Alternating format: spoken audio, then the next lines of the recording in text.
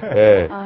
참, 네. 이 김무성 대표님 체제에 대해서 별로 기대를 안 하는 건 저밖에 없는 건지 모르겠는데. 기대 안 합니까? 네. 그러니까 뭐 좀 김무성 대표께서 이제 앞으로 취할 입장이 어느 정도 저는 나왔다고 보는데, 그 서청원 그 후보께서 얼마 전까지 후보인데 그러셨잖아요.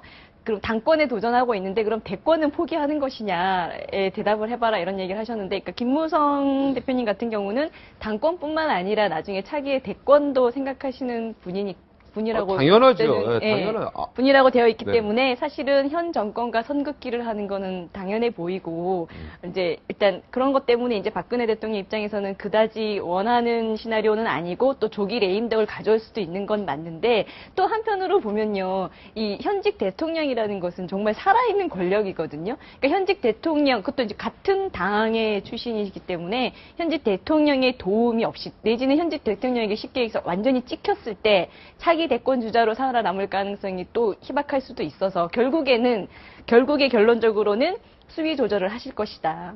그러면은 결국 순수한 의미의 당 개혁에 몸바치지는 않으실 것이다. 저는 이렇게 봅니다. 정치인 중에 대권 꿈이 없는 분이 있는 줄 아세요? 그래도 이제 가시적으로 좀 나오신 분이니까. 서청원 대표는 없을까요? 그분은 없으실 것 같은데. 지금은 없을 수도 있을 수도 있겠지만요. 몸 속 안에 네. 뭔가 세포 한쪽 구석에 있습니다. 네. 그렇지 않으면 정치판에 오질 않죠. 안 그렇습니까, 변호사님? 국회의원들은 다 대통령이 네. 되고 싶어하고 하고 있습니다. 적어도 국회의장 정도는 한번 해본다는 당연하죠. 그거 대권 꿈 없으면 정치를 왜 합니까? 그냥 편하게 살아도 되는데. 근데 김무성 지금 대표가 박근혜 대통령하고 각을 세울 수가 없는 게, 둘이 각을 세워가지고 박근혜 정부가 망가지게 되면. 그럼요. 그러면 예전에 노무현 대통령이 이명박 대통령을 뽑아줬다는 얘기가 나올 것처럼 그런 위험이 있기 때문에 최대한 대로 협조와 견제를 같이 해나갈 수밖에 없습니다. 그리고 역대 대통령 중에 다 당대표 출신들이 대부분이에요. 그러니까 당대표를 거쳐서 가는 거예요. 그리고 박근혜 대통령 자체가 당대표 출신 아닙니까? 그럼요. 당연히 그거는 거쳐야 되는 거고, 나 이런 문제 제기가 왜 서청원 의원이 나 왜 했는지를 나는 솔직히 말해서 의아하게 생각하거든요. 이거 굳이 할 필요가 없는 게, 다 우리가 모두 다 속을 다 내놓고 보면 사실 다 대권에 관심이 있는 건데.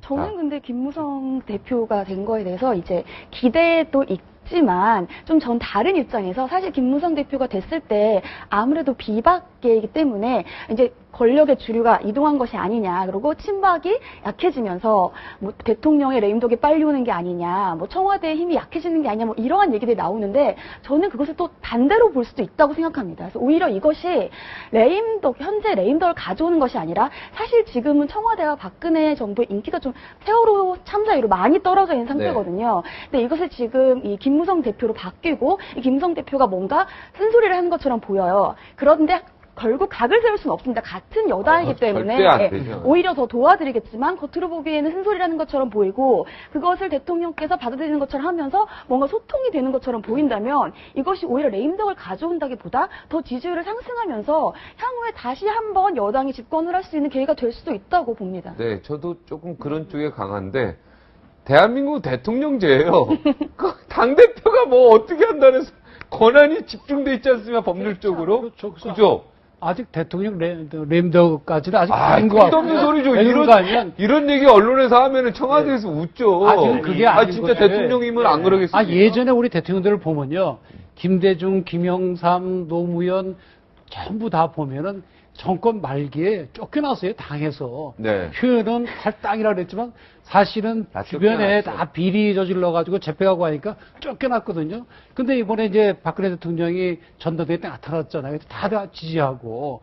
그러니까 아직은 그런 얘기할 단계는 아닌 것 같고, 앞으로 이제 임기 말에 가서 혹시 뭐 탈당, 말하자면 당 입장에서 볼 때 현 대통령이 부담스럽다 그러면 밀어내는 거죠. 예전처럼. 이제 그때 가서 한번 생각해 볼 일은 아직은 뭐 그렇지는 않아요. 김무성 당대표 됐다고 레임덕 얘기하는 건 택도 없는 소리입니다. 어쨌든 저는 결론적으로 보면은 김무성 의원이 당대표가 됐다고 해서 갑자기 친박이 몰락하고 당청 관계에 일대 혁신이 일어나고 이런 기대는 당연하죠. 합리적으로 할 수 그것도 난 없는 좀 거라고 잘못된 봐요. 너무 요란한 것 같고 네. 그냥 뭐 왜냐면 원천적인 한계가 있지 김무성 않나. 대표가요 친박의 원조인데다가 예, 원래 그랬죠. 지금 뭐 윤상현 사무총장이랑 다 친한 형 의형제예요.